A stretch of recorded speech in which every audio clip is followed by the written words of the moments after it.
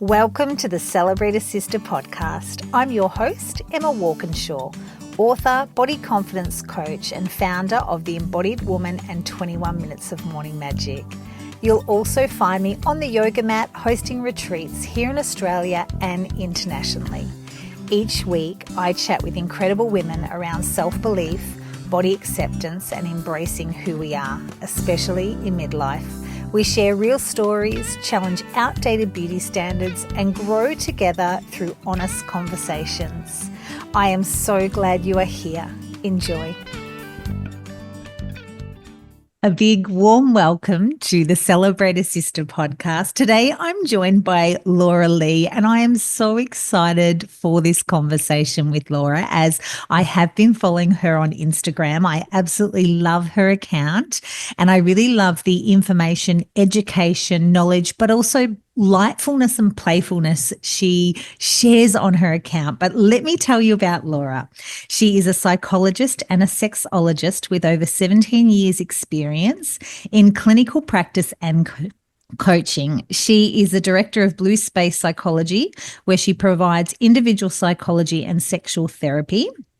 In addition to clinical practice, Laura provides supervision, professional consultation, and workshops to healthcare providers. She also has online courses, education and coaching, and is a sought-after speaker and trainer. Laura's work has been published in the Journal of Positive Sexuality, where she explores how communication impacts sensual desires and satisfaction, her extensive experience, and academia. Let's introduce the lovely Laura Lee and let's get into a very juicy conversation that I feel we need to have more of as women. So hello, Laura. Hello, let's do it. It's going to be fun. Laura, are you happy? I mean, I know I've just read your bio.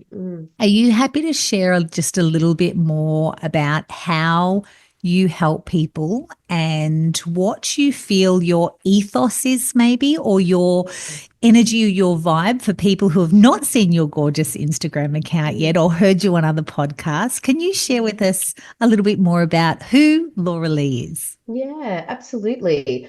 I think I really like to consider that I work at the gorgeous intersection of all things sex, relationships, and mental health. And I started out as a psychologist. I've been a psychologist for a really long time. I'm in my early 40s now. So I've been a psychologist for about 17, 18 years. And more and more, I was noticing people wanting support around their relationships and sexuality. But I felt comfortable to do that and wanted to do that, but I actually felt really ill-equipped because sex and relationships was not a huge part of my training. And as I went digging, I realized it's not a part of a lot of healthcare providers' training.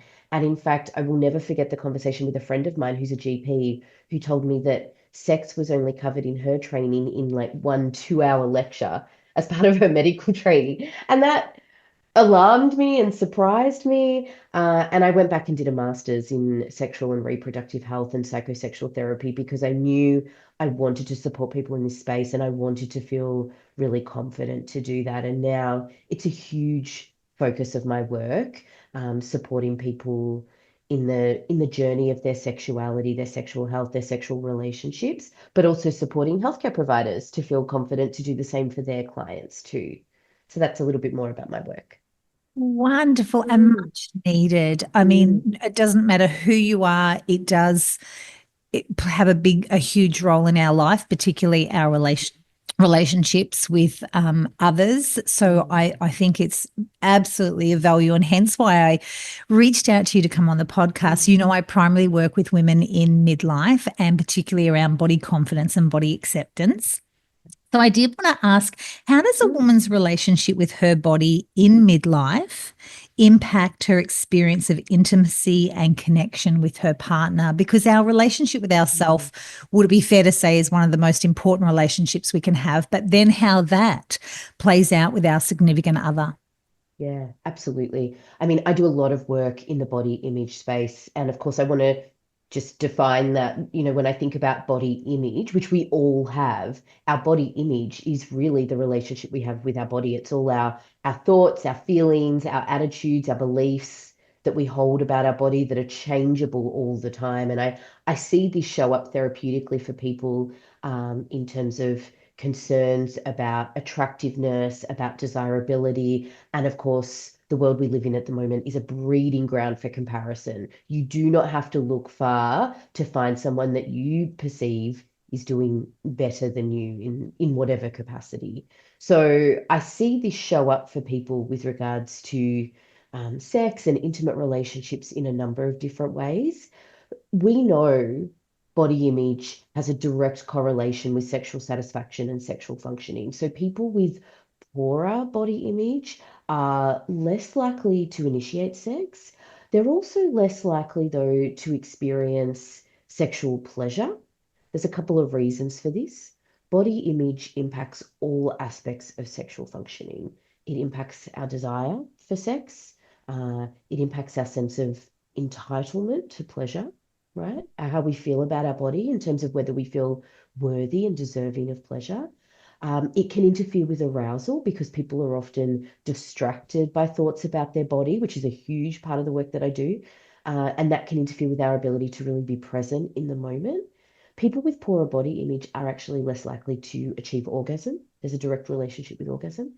They're less likely to assert their needs, which includes things like their dislikes, their likes, but even their needs around sexual health. So we know people with poorer body image are less likely to even assert their needs with regards to contraception. They're also less likely to speak up if there's pain, which is a huge issue for women. I do a lot of work in the space of pain, conditions like vaginismus and vulvodynia.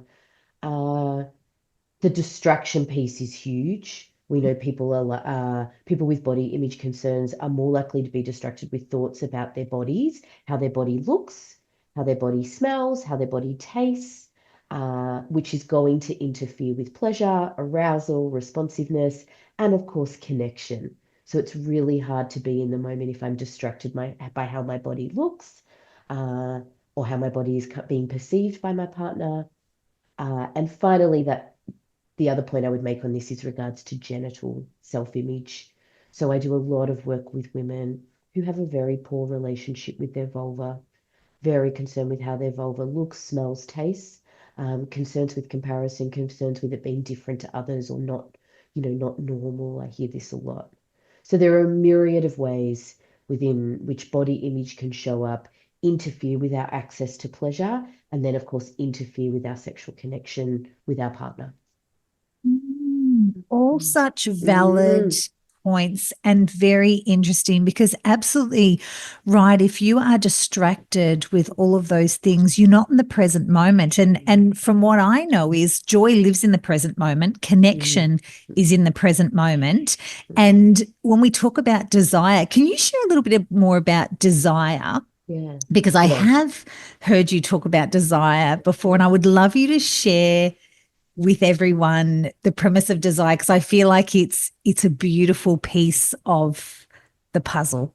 Yes, absolutely. Firstly, I love what you said there about joy is in the present moment. It really is. So that present moment awareness is so powerful sexually. So I love that you said that.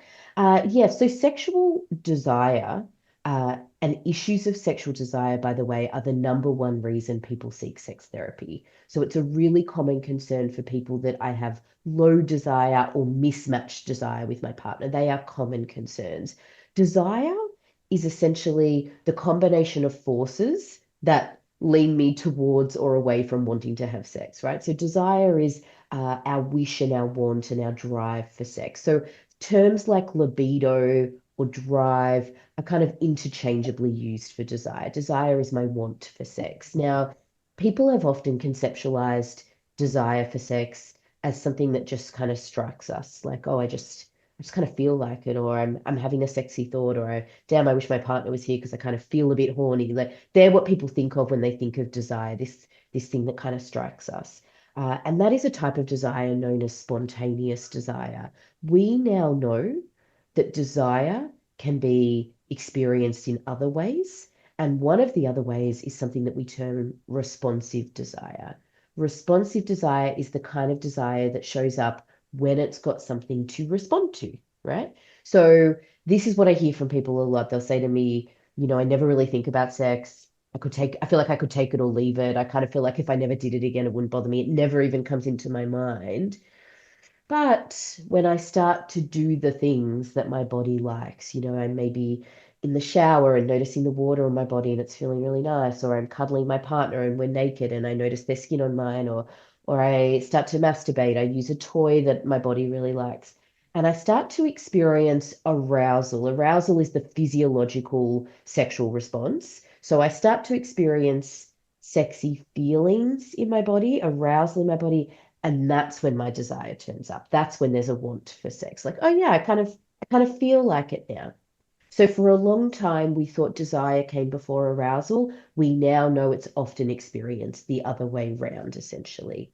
Now, what's significant about this is there's some research recently that's come out that says 75% of the time for women, desire is experienced responsively.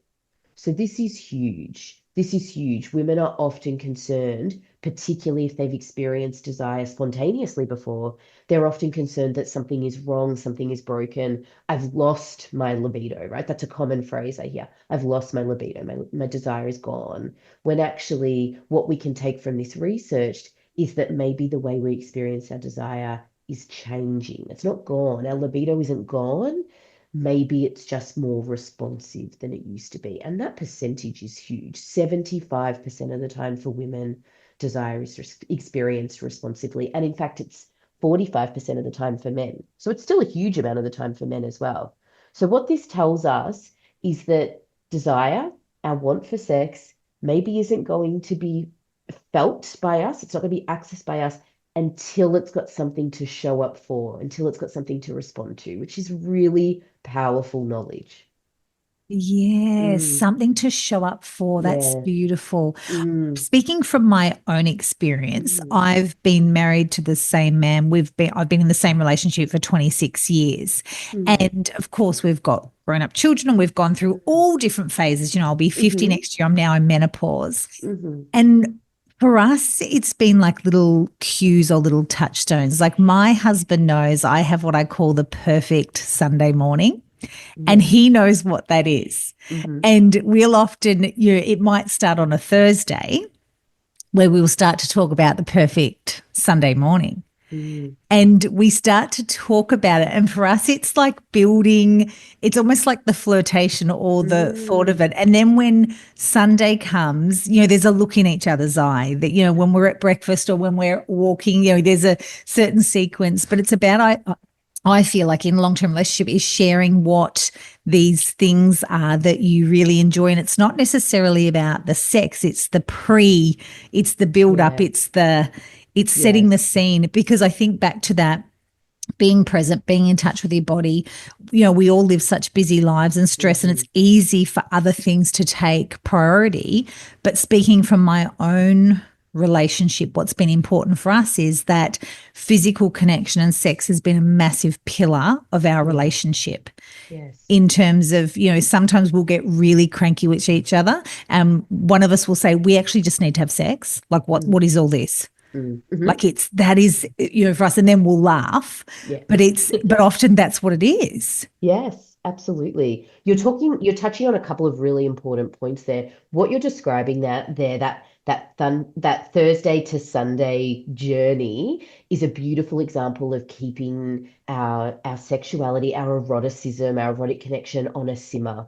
And this is a really important concept, this idea of like cultivating eroticism in our lives on a daily basis. There is no one going through life, no couples going through life, just, doing the things, being transactional, going to work, dealing with kids, doing the things, and then falling into bed and having hours of hot sex. That's not a thing, right? The couples that do this well, they do what you're describing there. They're keeping it on a simmer. They're talking about it. They're building anticipation. They're flirting. There's also a bit of scheduling there, and I'm a huge fan of scheduling intimate time together. It's a lovely way of building anticipation, keeping things on a simmer. Anticipation, in my view, is hugely overlooked and underrated. Anticipation is gorgeous. Think of all the things in our life where anticipation is part of the fun, whether you're looking forward to, you could be looking forward to dessert, or Mm. you could be looking forward to a holiday. You're looking forward to the weekend. And it gets to Friday and you have that gorgeous, delicious feeling of like, oh, it's about to be the weekend. Anticipation is excellent. And we rush in this day and age, particularly sex. We rush sex.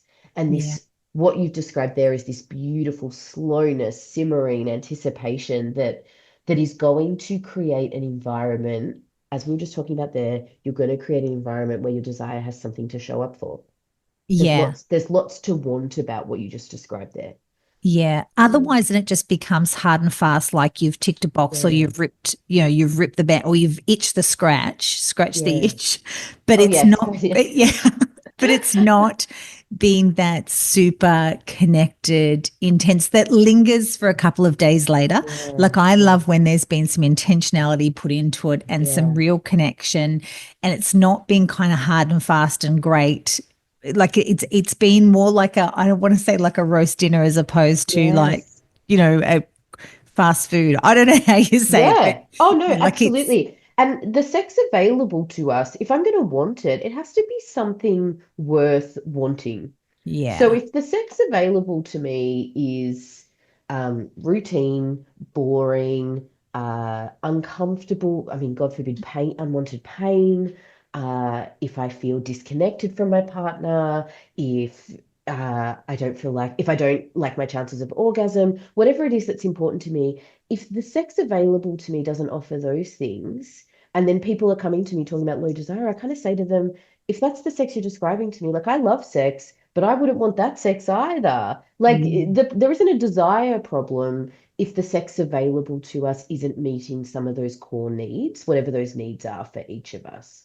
Mm. But I Mm. can see how, back to the poor body image, how Yeah. someone would have trouble if the distraction is there Yes. and the, really feeling very, very conscious of their body. I would imagine it would be very, very hard to have a conversation with your partner or open up to these topics if there's, I mean, I'm going to use the word, I can only imagine maybe shame or embarrassment or care, but Absolutely. it's a conversation in your mind that's never actually been verbalized. And I Yeah. guess for anyone listening, if potentially there is some of those things, what advice would you give, Laura, Mhm. to someone who potentially has got some of those thoughts and really identifies with that? Yeah. How could they begin to open up? Hmm.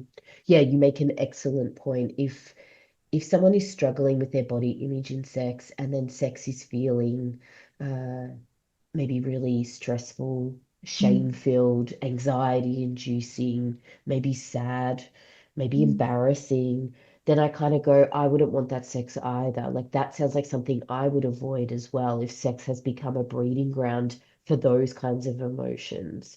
So mm, there are a couple of really kind of practical things I like to arm people with when it comes to uh, working on their relationship with their body, but in the context of sex. And I do think there are some elements to this that do involve sharing with a partner, but there are also some elements of this that are just with us. And actually, I think there's huge power to be found in solo exploration. So a couple of things I arm people with when it comes to exploring their bodies and healing their relationship with their bodies sexually starts actually with solo touch. So really there's some lovely resources out there, and I'm really happy to share some with you for you to share with your listeners. But there are some lovely guided, mindful masturbation practices that are really important for people who are working on their relationship with their bodies. So this includes some um, guided exercises, guided visualizations, but again, this slowing down, touching my body in areas that I might otherwise avoid. I mean, I work with people who I will get them to even just hold their hand on a part of their body that they don't have a good relationship with, because even that has been something that's been avoided. So if I can't place my hand on, say, my stomach, I'm just choosing a body part. If I can't place my hand on my stomach, how can I possibly expect to be able to tolerate my partner to touch my stomach or view my stomach during sex? So I get people to even practice just simply holding their hand there and just infusing that part of their body with with warmth, with love, with compassion. Just notice what it feels like to tenderly hold your hand on a part of your body that you've been at war with potentially for a really long time.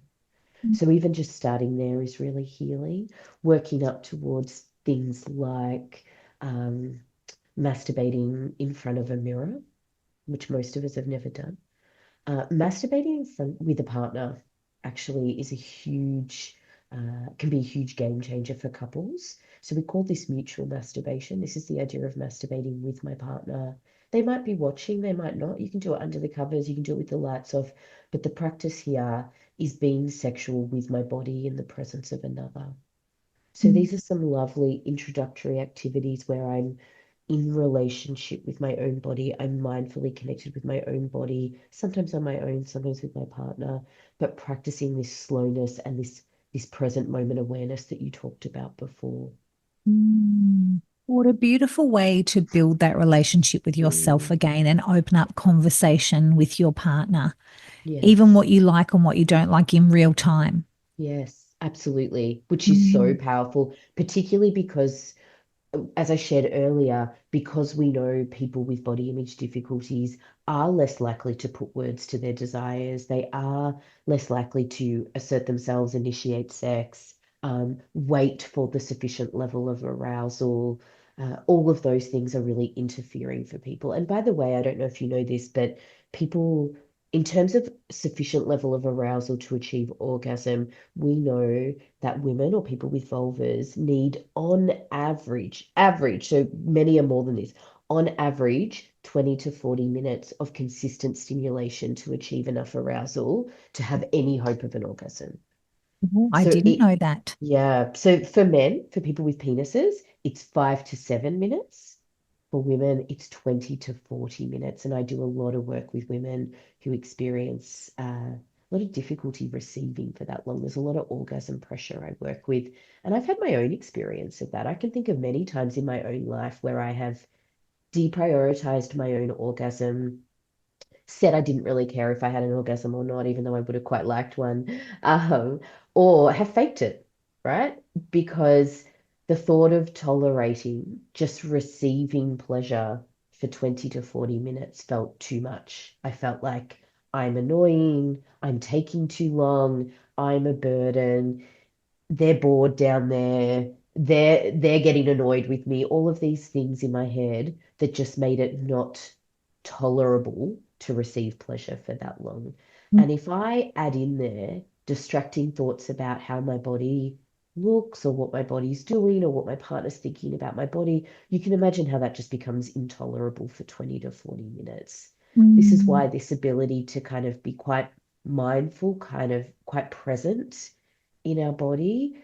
So I want to give one other really practical thing here, and this is what I use in my own life.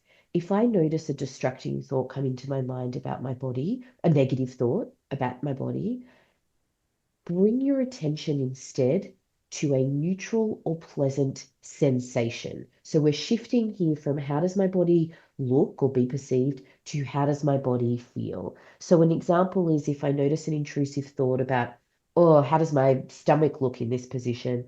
I will switch up to instead noticing a neutral or pleasant sensation like, oh, this candle smells really good. Or my partner's mouth on my neck, notice how that feels. Or his hands on my waist. Notice how that feels. I feel really held, or I feel really desired, or his mouth on my neck feels really good. I am bringing the focus. I'm not shifting from negative to positive about how my body looks. This is not about saying, oh, I love how my stomach looks. Like, that's not what this is about. I mean, notice the intrusive thought and I bring my attention and awareness to a sensation. It's really powerful. Oh, I love that, Yeah, Laura. it's That is really useful. it. Because it is, it's coming back to the present moment and the five senses, like coming back in almost to Yes, the five senses, isn't it? The yes, smell, the taste, the touch, the yes, sound, the what, and that brings you back to the present. Because I guess even when you were talking about, the 20 to 40 minute statistic or, that information, which yes. is so valuable to have, Hmm. And even us not getting caught up on the time, because that's that thing. If we don't create time and space and Yeah. it has to be quick and fast, and we're not allowing the spaciousness for it, we know that whenever we're in the moment, time passes. We can go, oh my God, is it the time already? And I Yes. guess that's the mindset or a shift that we can have. I've actually carved out this time. We have got this time together. And it's okay how long it takes. It's not about time. It's about being present. And it's about, Yeah. and that beautiful tip of being absolutely sight, sound, taste, touch, Yes. feel. Yeah. This is what it's about as opposed to a time. And in a world where we are so obsessed with time and schedule and busyness and squeezing as much in as we can, Yeah. imagine if you afforded yourself an afternoon or a morning or whatever, where it's just dedicated to connection time, wherever that leads, whether it be, like you said, the Yes. desire starts to build, the arousal, the desire, but just knowing that there's no expectations. Wherever it Yes. goes is okay. But I feel like we don't, and I'm thinking for myself here, affording that time more Yeah. than just on the perfect Sunday morning, or more than just allowing there to be even a little bit of spontaneity there, Yeah. or allowing the space for that.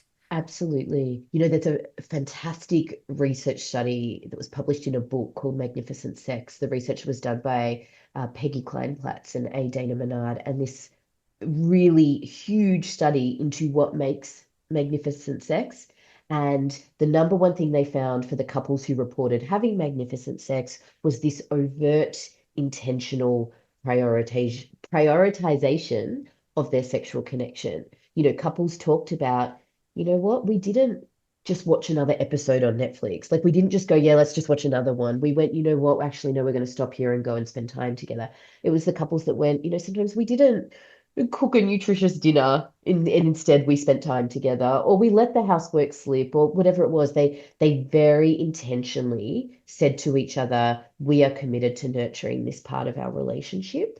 And I want to add there that I'm very aware that depending on season in our lives, you know, young children or whatever it is, that time, that idea of languishing on a Sunday morning, that might not be available to you. But that's where I come back to this idea of keeping things on a simmer. That even if you don't have 3 hours on a weekend morning because you've got, you know, other commitments, young children, whatever it is, you might not have 3 hours in this season of your life.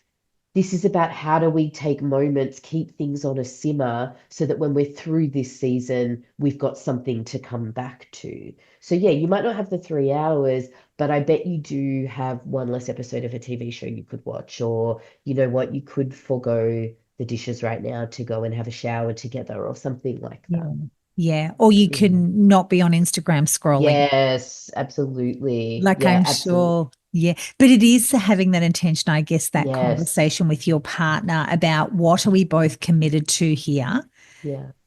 and how can we keep the passion ignited. Yes, and that simmer, that ignition that you're talking about isn't just about overtly sexual engagement. The things that keep relationships on a simmer are laughing together or playfulness, or care for each other. So it might not be overtly sexual. It could be, can I give you a massage tonight? Or let's take it in turns to organize a date night once a month. And it's got to be activity based. That's the only rule. So we go and play mini golf together, or we go and do something fun together. Like the things that keep our eroticism on a simmer are not just overtly sexual. And usually the origins of these can be found from our early days of our relationship. What were the things that we did to connect and play and be alive together early on? You know, I think it's highly erotic to go and watch a movie together, but then go and get a wine afterwards and debrief the movie and have that kind of alive conversation about, did you notice this? What did you think of this character? That can be erotic. Yeah. So I think this is important to have a really broad definition of like what keeps things on a simmer for us. Yeah, I agree. And I think the old date night is very underestimated. Yes. Yeah, Like it that is. time together. And we know that it's used and we've heard it, but are we doing it? Yeah. Are we Yeah. dating each other? Yes. Yeah, absolutely. And this can be done at home. You really can. Like at Yes. all season of our lives, we really can prioritize uh intentional time together. As you said, not just sitting on the couch alongside each other looking at screens. Can we turn towards each other for an intentional meal together or board games? There's wonderful card games out there where you ask each other questions and get to know each other and there's lots of playful ways. There's apps, by the way, as well. There's wonderful apps out there where there's a wonderful app called Paired, and it asks couples sign up for it, and it will send both people in the relationship one question a day about the relationship. Sometimes it's fun, sometimes it's serious, sometimes it's sexy, and you can only see your partner's answer if you've answered it. So you both are committed to answering it every day. Even that, a lovely short app question, connective. You can debrief your answers. Like this doesn't have to be labor intensive or expensive or needing a babysitter or anything like that. I love this Mm. because would it be fair to say that when we have been with someone for quite some time, that particularly when it comes to our intimate relationships, that assumption can Mm. also play a big role in perhaps your connection with each other? Yes, absolutely. And of course, one of the biggest myths we've been sold, frankly, about long-term relationships is that eventually we reach a stage where our partner should just know. Our partner should just know us. And this is a huge myth. We are setting ourselves up for disappointment if we ever expect our partner to be a mind reader. You will need to ask for what you want, and sometimes you will need to ask for it more than once, and that is just reality. And I think about assumptions actually in my own relationship. We were talking before about spontaneous and responsive desire. My partner and I have made a very intentional decision early on to prioritize sex and our sexual connection. And we spend some time together sexually, whatever that involves for us, uh, pretty much every day. And we've made that decision very deliberately. But one of the interesting assumptions I had to work around was around, despite my work, I still probably had some really old ingrained beliefs about male sexuality, men always being up for sex and available for sex. But actually, in our relationship, my desire is much more spontaneous and his is much more responsive. So he can be the one that sometimes is a bit like, oh, I could take it or leave it. But then when we start to do the things, he's like, oh, now I really want to. But initially, I struggled with that, right? I took his lack of spontaneity and spontaneous initiation as rejection or disinterest, when actually he was just like, no, I really need these things. I need these things in happening environmentally. And then I'm here, I'm up for it. Bang, I'm ready. But I need some simmering. So these kinds of assumptions can really get in the way if we're not careful. Yes, I agree, and I'm speaking of someone that I know, and that was a very much thing. But what happened with her is because she didn't persist, because her own body shame and body Yes, concerns were so strong that she took it as rejection. Then she stopped, and then what eventually happened? Then it became a very sexless relationship yes, because in that case there is a part of us that needs to keep our communication up. It's not rejection. yes, Everyone has a different vibe. But if we have assumptions, then we make a yes, story and yeah, then that leads to no connection. So for the women out there potentially who are in this place of maybe limbo, wanting connection, but maybe a similar situation, have kind of put the olive branch out once or twice, but in their mind, yeah, it's all the time. You know how we yes, have these yeah, stories. yes, How could someone reignite their relationship if there's women out there that things have gone a little bit flat yeah, for different reasons? What are some ways they could reignite? I love the idea of the app. That's been a great tip. yeah. Are there I any love other that. ways? Yeah, I'm a huge fan of using uh, external resources to facilitate communication. Now, what I mean by that is I recognize that if you haven't talked about sex in your relationship ever or for a really long time, and maybe haven't had sex for a really long time, I really understand it feels far away. And people talk to me a lot about it feeling really awkward. Like it's awkward to reconnect about sex. So I really acknowledge the awkwardness. Using external resources helps to lower the stakes and temper the awkwardness. External resources are things like apps, sharing videos, sharing podcasts, sharing blogs, sharing erotica, sharing pornography to initiate conversation. I saw this thing and I thought this sounded really fun, or I saw this and this sounded hot, or what do you think about that? I talk about this all the time for people who want to initiate a conversation about a particular topic, rather than sitting down and saying to my partner, I want to have a threesome. Do you want to have a threesome? Which is, of course, incredibly confronting. It might be, I read this thing or I heard this podcast about a threesome. I want to share it with you. Have you ever thought about that? Are you into it? What do you think about that? Or watching a show where a threesome happens. Oh, have you ever had a threesome? I haven't. What do you think about that? Like, these external resources lower the stakes rather than we are two people looking at each other having an awkward conversation. We're using these external resources. That's why I love that app that I mentioned. It's why I love the idea of like listening to audio erotica. I love apps like Dipsy and TryQuinn. These are designed for women. They are short stories, varying levels of spiciness. You can search by your preferences. And I just think how lovely, and easy, by the way, much easier to share a story like that with your partner and be like, I heard this and this was hot. Do you think this is hot? Rather than saying, hey, I've been thinking it would be hot if you did this to me or you said this to me. That might feel so confronting, too hard. So the sharing of resources is a lovely way to bridge the gap. And my partner and I will do this, even though we have really good conversations about sex. We will also share resources. We will be like, I heard this was hot, or listen to this podcast, this was interesting. What do you think? Which in and of itself is very connective. Because when we share something with our partner and say, I read this, what do you think about this? We're inviting them in. Like we're saying, I want to know each other. I want us to know each other. It's really powerful. Yeah. What a win-win, because it's great for Yeah. your own self-awareness. What do I like and Mm. what do I want to explore? And what do they like? What do Yeah. they want to explore? And Yeah. I guess we can get really caught in just cliche thoughts. Oh, I think he wants me to dress up as a nurse, or, Yes. very, very cliche.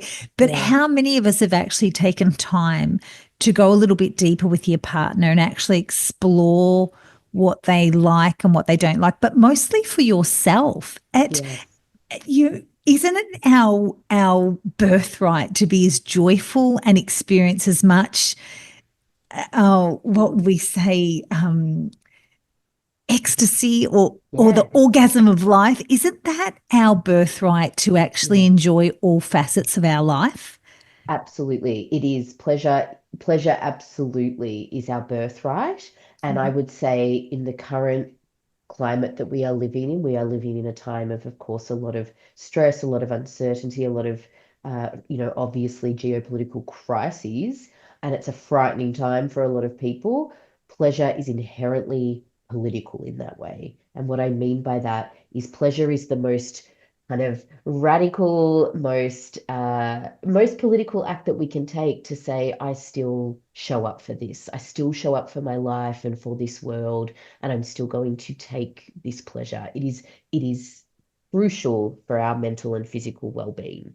Like it is an important act that we can do for ourselves. It is not a luxury. It is not a it's not an afterthought. It is a crucial aspect of our health and well-being. And I think that is a helpful frame to bring to this. Yeah. Absolutely. I also And want to add there that it can be really fun. When I talk about external resources, the point is you're allowed to like, I know there's awkwardness here, but you're also allowed to have fun with it and gamify it. I mean, one of the things that I love to use, there's lots on the internet, and I actually have one on my own website, is a yes, no, maybe list, right? A yes, no, maybe list is a very long list of lots of different connective, spicy activities that you go through and you say yes or no, or yeah, maybe I'd be open to this. And you do it yourself, and then you do it with a partner, and you come together and you compare your list, and you will find things. I promise you will find things on that list that you're like, damn, we've never talked about that, but we've both said we'd like to try that. Like, let's make it happen. There's lots of yeah. fun ways to do this. Yes, this is the joy of life, Yeah. and it's worth it. It's so worth it. Yes. And like you say, that beautiful list, it doesn't cost you money. It doesn't, it's, Yeah. like you even said, seasons of life. If you cannot have date nights, and if if young family or whatever's happening in your life, or let's say finances don't quite allow it, whatever else, these are Yeah. really beautiful ways that don't cost you any money, just time and making it a priority. Yeah. Yes, absolutely. Making it a priority with intention. We are intentionally choosing for myself, but for my relationship, we are choosing to prioritize this. This matters to us, and we are Yeah. going to behave like this matters to us. That's powerful. Yeah. Yeah. Would you say that it is possible to have a happy marriage that is sexless, or do you believe it is a pillar of a marriage Yeah, that's an excellent or question. relationship? Yeah, I think what is really important to understand about sex and sexual satisfaction is that it is highly subjective. There is certainly no correlation, really, by the way, between sexual frequency and sexual satisfaction. That is, so what I mean by that is it is not as simple as the more sex, the more satisfied we are. But what is important about that subjectivity is that the subjectivity in and of itself is what constitutes sexual satisfaction. So what I mean by that is a sexless marriage where the two people are perfectly satisfied with that, I don't believe is particularly cause for concern. Where there is cause for concern is, of course, if one or both people are dissatisfied with that. So if there are two people in the relationship, if one of them has a sexual concern, then both have a sexual concern, and that is really important to frame up, right? And I also want to hold space here for the fact that sexuality exists on a spectrum, including asexuality, right? So holding space for the fact that not everybody needs to have a lot of sexual activity to be satisfied with their sex lives. But the point to remember is that sexuality is a birthright for us. It doesn't belong to anyone else. And if I value sexuality, then it is inherently important in the relationship. It really Yeah. is.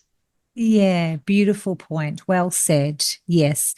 And that's up for each person to explore from the self and in your relationship. There is no, I guess in that sense, there's no right or wrong. It's whatever it means to you and Yes, your partner. absolutely. Because actually, something I hear from women a lot is their concern that their desire to prioritize sexuality is in some way kind of frivolous. That's something actually I hear from a lot of the women I see in my clinic is that they feel connected to their sexuality. They want to be more sexual. They want to prioritize their sex life, but they're like, is that kind of frivolous or indulgent in some way? I've got other important things in my life, like children or a career or my friends. Am I allowed to prioritize my sexuality? So there's a lot of unlearning to do here around the Mm. fact that like sexuality is allowed to be really important to you. It's allowed to be really important. And I think that's why I met with sometimes such shock when I say to people, as I said to you before, that in some way my partner and I connect sexually every single day. And often people are like, oh my God, every day, who's got the time? But I'm very clear that this isn't about time. This is just about keeping that eroticism alive between us on a daily basis, which we're committed to. Yeah, yeah. And you mentioned even before, like the mental health and the mental strength. I mean, Mm, how good is it to de-stress? Like it's yeah, such a de-stress, a decompressor. And yeah, probably for a few reasons, I mean, I'm thinking my own experience because you are in the present moment, you are connected, you get to experience some joy, you get to receive, instead yes. of the give. I mean, of course, there's give and take, but on those moments where you get to receive, oh, it's so wonderful. Absolutely, absolutely. People talk to me about all different drivers for sex. People have sex for pleasure, for connection, for intimacy, all of that. But actually, personally, for me, one of my main drivers for sex is that it's a glorious escape. It's like where I get to go and play and be present with this person who I adore, and I'm not thinking about work or other things, and it feels like a delicious escape. Like it's such a joy. And Yeah. like you mentioned before, you could turn that Netflix episode off one Yeah. session before go. Wouldn't you rather be experiencing it as opposed to sitting on the sidelines? It's kind of like Yeah. that. You get to actually step Yes. into and experience instead of being a bystander. And that's Absolutely. a beautiful thing. Yeah, it really is. That aliveness is, I just think that's everything when it comes to sort of our vitality, our wellness, how this flows into other areas of our life, that if we can do things in our life, not just sexually, but in our life Yeah. that tap into that sense of aliveness, right? This is about connection to other people, connection to nature, moving our bodies. Sex is one of those things that connects us to our aliveness, our vitality. Yes.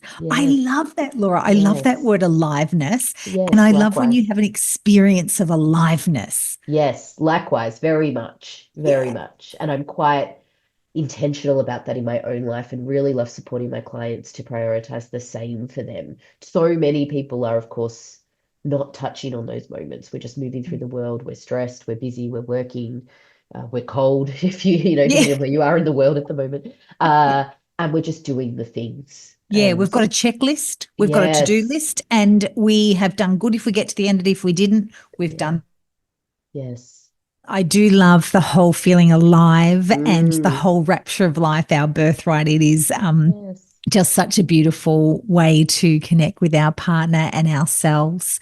yeah. I want to say thank you so much for Mm, an incredible conversation. I've learnt lots this morning, and you've reaffirmed how valuable it is to make it a priority. And I love your tip around using resources, because mm, sometimes I would imagine it is tricky to make time for these conversations, or how do I broach this subject? How do I ignite our connection again? Or how do I get to know you more? How do I get to know myself more?